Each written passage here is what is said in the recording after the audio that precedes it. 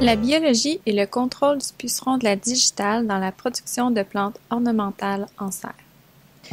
Je vais faire la présentation en collaboration avec le stagiaire postdoctoral Michelangelo Laspina.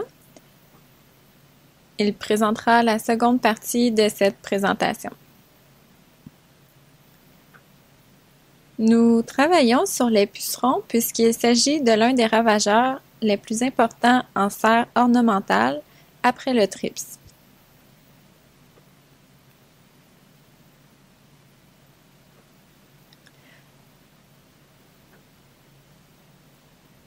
Le puceron de la digitale est un défi car les auxiliaires recommandés pour les contrôler semblent manquer d'efficacité.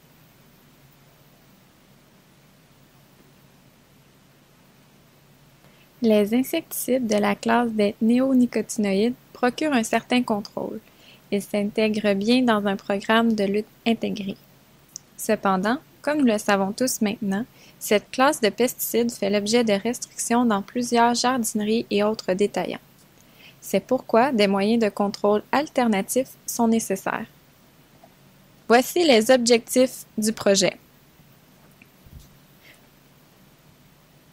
L'objectif principal est de développer une stratégie efficace de contrôle des espèces de pucerons qui sont problématiques dans les serres ornementales. Dans ce cas-ci, il s'agit de pucerons de la digitale. Cette stratégie devra être compatible avec les moyens de lutte biologiques existants, notamment ceux déjà en place pour lutter contre les thrips. Ce projet est d'une durée de 3 ans. Pour l'an 1, l'objectif est de mieux comprendre le cycle de vie du puceron de la digitale ainsi que son interaction avec ses ennemis naturels en serre. À l'an 2, nous voulons étudier de nouveaux moyens de contrôle biologique, prédateurs, parasitoïdes, pathogènes, pour lutter contre le puceron de la digitale. Pour l'an 3, nous voulons déterminer la compatibilité des moyens de contrôle, prédateurs, parasitoïdes, pathogènes, avec les méthodes existantes, incluant les ennemis naturels et les insecticides, et faire des recommandations pour leur utilisation. Nous voulons également mesurer l'efficacité de ces nouveaux moyens de contrôle à différentes échelles. Enfin, nous voulons travailler avec l'industrie, les distributeurs et les producteurs à travers le Canada, particulièrement en Ontario et au Québec, pour le transfert de ces nouvelles technologies. Nous avons rencontré quelques défis dans la première année du projet. Cela a pris quelque temps avant de combler le poste de stagiaire postdoctoral. Entre-temps, nous avons engagé une assistante de recherche pour commencer le projet. Nous avons pu compter sur l'aide de Sarah Jędrzejczyk, spécialiste au ministère de l'Agriculture de l'Ontario. Nous avons avancé quelques travaux sur la recherche d'agents pathogènes, prévus pour 2016-2017.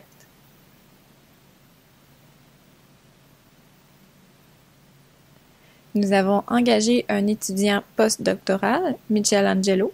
Il a commencé en janvier et le projet est actuellement dans les délais.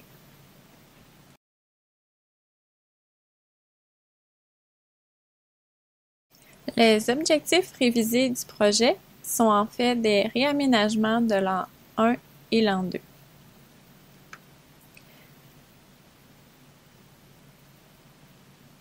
Dans la prochaine diapositive, je vais présenter ce que nous avons fait dans la dernière année.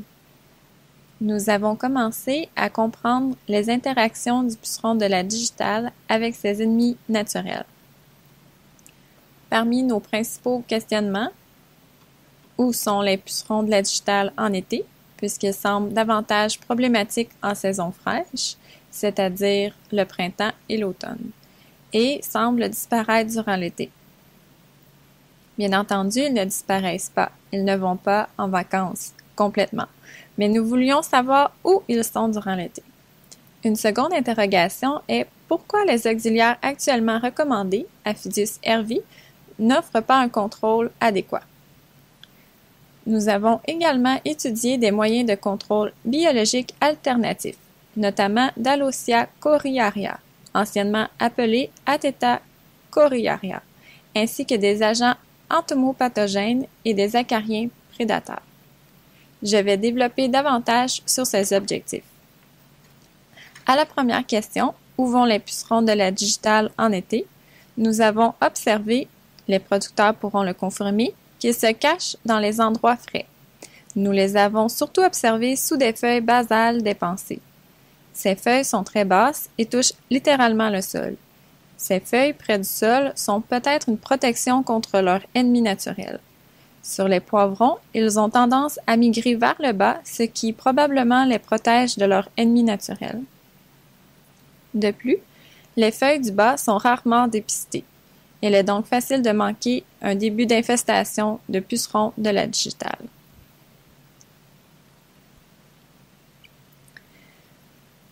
Nous avons donc réalisé que les préférences des pucerons de la digitale pour une même plante peuvent aussi varier selon l'espèce et le stade de croissance.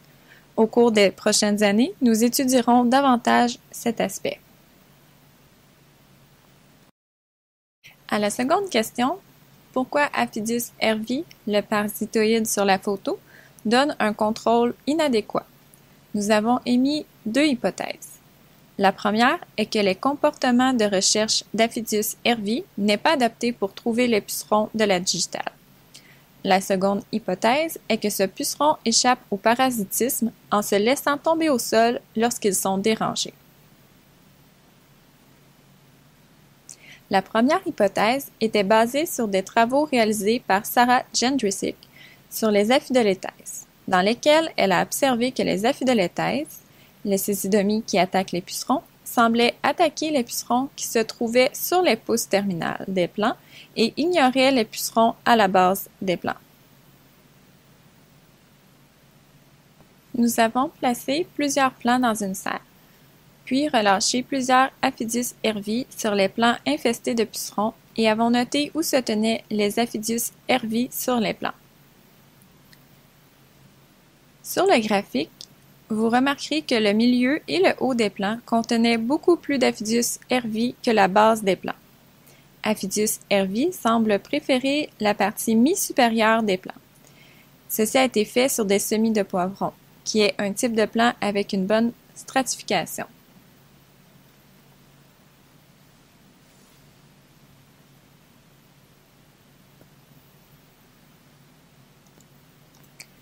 Ce graphique illustre les comportements d'atterrissage d'Aphidius hervi sur des feuilles infestées de pucerons.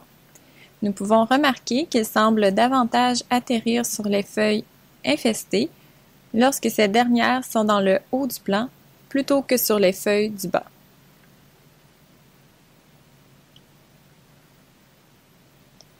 Toutefois, nous n'avons pas observé la même chose au niveau du parasitisme.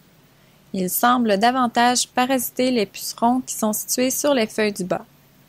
Donc, l'hypothèse du haut des plants devra donc probablement être rejetée, car bien qu'Aphidius préfère se tenir à la cime des plants, il se déplace beaucoup à ce même endroit et ainsi parasite un peu moins.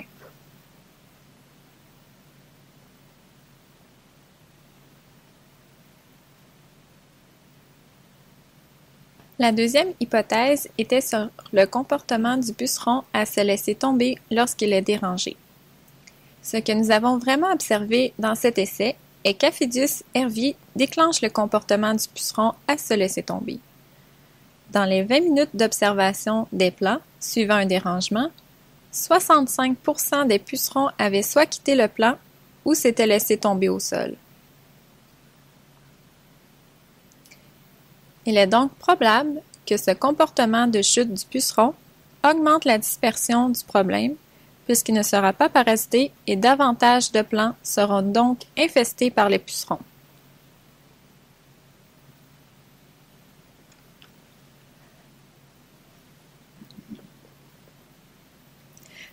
Dans le prochain essai, nous allons comparer la dispersion des pucerons et l'efficacité de leur contrôle en utilisant différents prédateurs qui ont différentes stratégies d'attaque. Nous savons qu'Aphidius hervi perturbe beaucoup les pucerons. Aphidoléthès aphidima, une cécidomie, tend à être un prédateur très sournois. Dans ce diapo, j'ai inscrit que nous allions également travailler avec Aphidius matricaria, qui a aussi un comportement de dispersion, mais qui ne parasite pas beaucoup. Cependant, nous allons le remplacer plutôt par un acarien prédateur parce que nous n'avons pas pu obtenir Aphidus metricaria de notre fournisseur, malheureusement.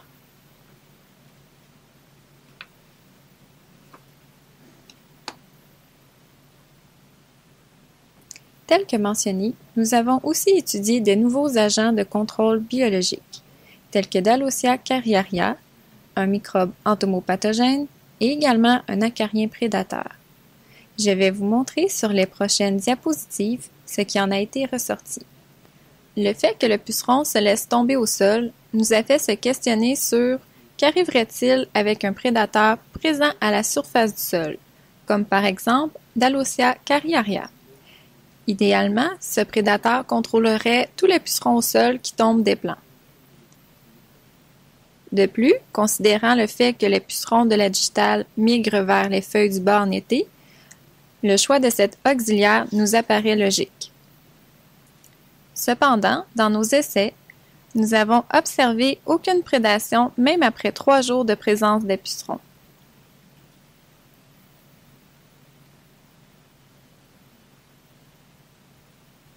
Pour tester s'ils allaient sur le haut et le bas des plants, nous avons mis de la nourriture sèche pour chats, ce sur quoi ils sont élevés. Ils ont immédiatement commencé à se nourrir. Ils étaient donc très actifs, mais ils n'étaient juste pas attirés par les pucerons en tant que proie. C'était une bonne idée, mais elle n'a pas fonctionné. Puis nous avons évalué différents biopesticides.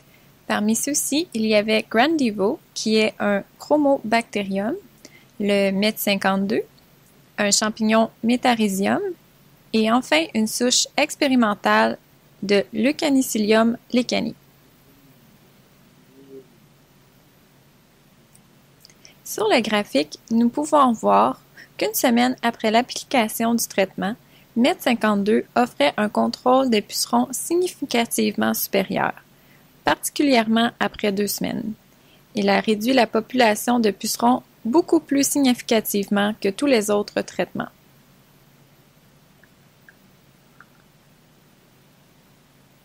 C'est toujours intéressant de vous montrer des pucerons morts pour vous encourager à en voir également. Ceux-ci ont été tués par Grandivo, Leucanicilium et MET52. Le dernier prédateur que nous avons étudié est l'acarien Anistis, prédateur généraliste. Il a été récolté sur le campus de Vineland. Nous étudions son comportement de prédation contre plusieurs ravageurs. Sur le graphique, on peut voir que cet acarien prédateur, dans un essai utilisant une bouteille, tel que présenté sur la photo, a grandement réduit le nombre de nymphes et le nombre total de pucerons sur les plants. Les barres bleues représentent les traitements sans acarien et les barres rouges avec acarien. Il peut aussi se nourrir des adultes, donc il est une option très intéressante à inclure dans le développement d'un programme de lutte intégré contre le puceron de la digitale.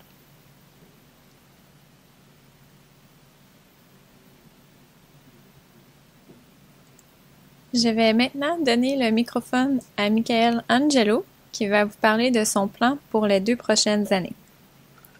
Bon après-midi. Mon idée est de continuer les objectifs du projet et de terminer le premier objectif pour développer une meilleure compréhension. Je vais également m'attarder sur quelque chose qui semble parfois évident, mais sur lequel nous ne nous attardons pas, et qui est un programme de dépistage en serre pour le puceron, puisque c'est un projet pour les plantes ornementales. Chaque plante est différente et nous regarderons où il se trouve, sur le haut ou le bas des plants, par exemple, et regarderons les ennemis naturels qui y sont associés.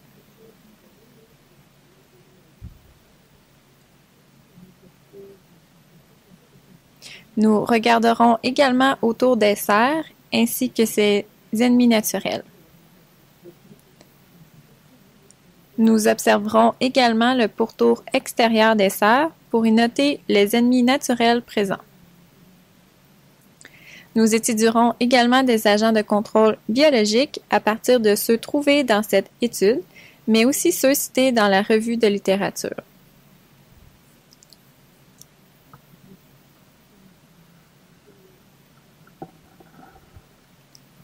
Nous allons commencer dès maintenant des essais avec des chrysopes, des cirphes et autres prédateurs qui peuvent contrôler les pucerons.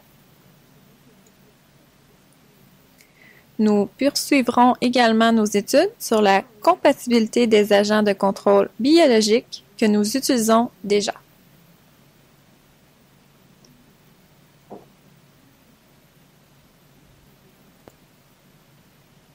Pour la prochaine année, nous suivrons l'échéancier prévu et nous évaluerons la compatibilité des agents que nous trouverons avec ceux qui sont déjà utilisés pour voir si leur interaction est positive ou négative.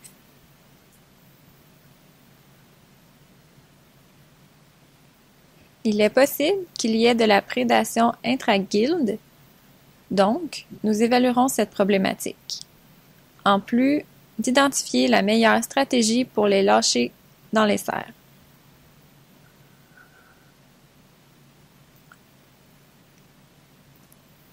Puis, nous débuterons le transfert de connaissances sur une production à plus grande échelle que nous avons ici à Vineland, mais aussi avec l'industrie de l'Ontario et du Québec, avec les producteurs et les fournisseurs d'agents de contrôle biologique. Enfin, nous commencerons le transfert d'informations vers nos partenaires de l'Ontario et du Québec. Nous allons procéder au transfert des connaissances et technologies développées dans ce projet, par différents moyens et pour différentes clientèles. Les producteurs, les conférences canadiennes en sériculture, Canadian Greenhouses Conference, la journée d'information pour les producteurs Grower Day, ainsi que différentes conférences scientifiques internationales. Bien sûr, il y aura des articles de rédiger. Enfin, nous communiquerons les résultats et faciliterons le transfert des connaissances par nos partenaires du ministère de l'Agriculture de l'Ontario et avec l'ICDO. À ce jour, nous avons fait une présentation à la Conférence canadienne en sériculture de 2015, mais nous nous attendons à en faire davantage.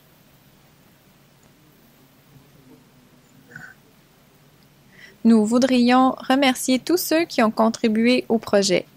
Nos partenaires du ministère de l'Agriculture de l'Ontario, Sarah Jendrusik et le technicien Rebecca Etaro, notre directeur Michael et notre technicienne Ashley. Merci également aux entreprises et organismes qui collaborent au projet. Question de Jamie. Pour les biopesticides dans votre projet, Mint 52 était celui qui avait donné les meilleurs résultats. Comment était-il appliqué sur les plants dans vos essais? Réponse. Mint 52 était appliqué par vaporisation. Jimmy, à la dose de l'étiquette? Réponse. Je dois vérifier, mais je suppose que oui.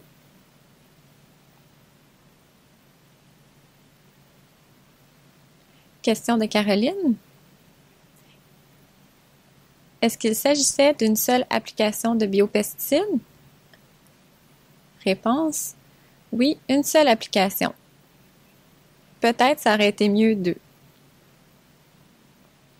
Caroline, c'est intéressant. Question de l'animateur. Est-ce que vous considérez l'aspect économique ou seulement celui de la biologie? Réponse. La finalité de ce projet est de proposer des alternatives efficaces et viables économiquement. Si nous recommandons d'appliquer toutes les solutions à l'étude et 10 introductions d'auxiliaires, ça ne sera pas rentable. Nos solutions doivent être comparables économiquement à ce qui se fait présentement.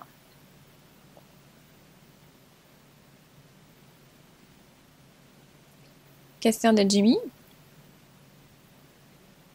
Je m'intéresse au comportement du puceron de la digitale qui est de se laisser tomber au sol lorsqu'il est dérangé. Où va-t-il après? Reste-t-il sur le sol?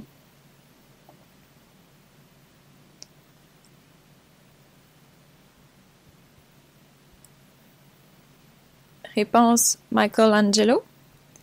Nous ne le savons pas précisément et c'est pourquoi nous désirons poursuivre nos recherches.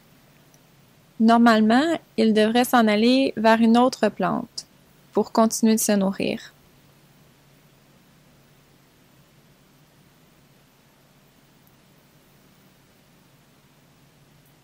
Réponse de Rose.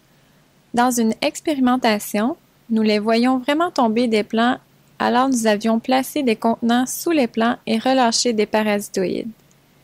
Certains des pucerons tentaient de se sauver vers des endroits où il n'y avait pas de parasitoïdes.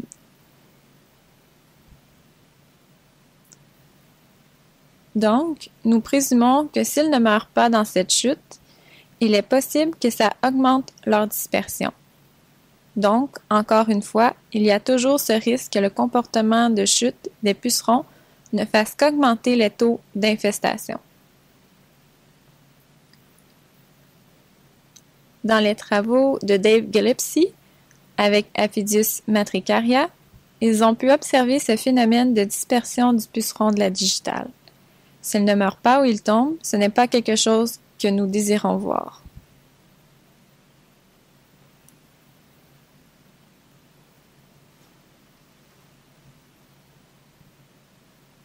Intervention de Sarah. Un aspect que nous pourrions étudier dans le futur est les types de surfaces sur les tables. Est-ce qu'un treillis laisserait passer les pucerons et ils mourraient au sol? Est-ce qu'une surface lisse contribuerait à les disperser? Réponse Rose. Ça serait intéressant d'inclure le type de recouvrement des tables dans le volet dépistage du projet.